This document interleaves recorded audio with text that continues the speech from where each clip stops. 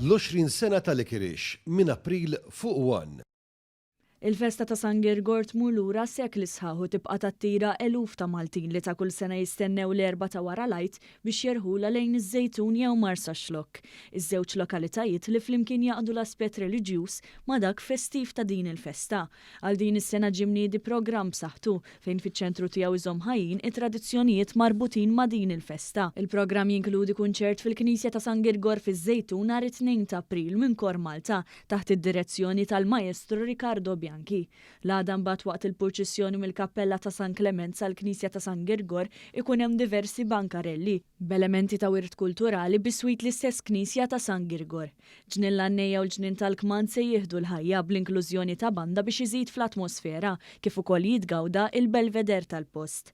Wara nofsinhar il-festi jkomplu max-xatt ta' Marsa Xlokk bl-opportunità għal dawk li attendu biex igawdu sbuħija ta' Marsa Xlokk li kell u lana minn diversi Annejja u kitarristi. Waqt konferenza fejn tħabbar il-programm marbut ma' din il-festa, id-direttur tal-Kultura Alex Farrugia attenna l-impenn tad-direttorat lejn il-patrimonju ħaj ta' pajjiżna fejn għaddejja ħidma mal-komunitajiet lokali biex jitkattar l-arfin u l-apprezzament ta' dan il-wirt. Għat-tnedija tal-programm attenda l-Ministru għal-Wirt Nazzjonali l-Arti u l-Gvern Lokali Owen Bonnici, flimkien mas-Segretarju Parlamentari għall-Gvern Lokali Alison Zarafa Civelli li tnejn tennew l-impenn tal-Gvern li jkompli jgħin biex l-aspetti tradizzjonali folkloristiċi marbutin ma' San Girgor jibqgħu ħajjin u jintirtu minn ġenerazzjoni għal oħra.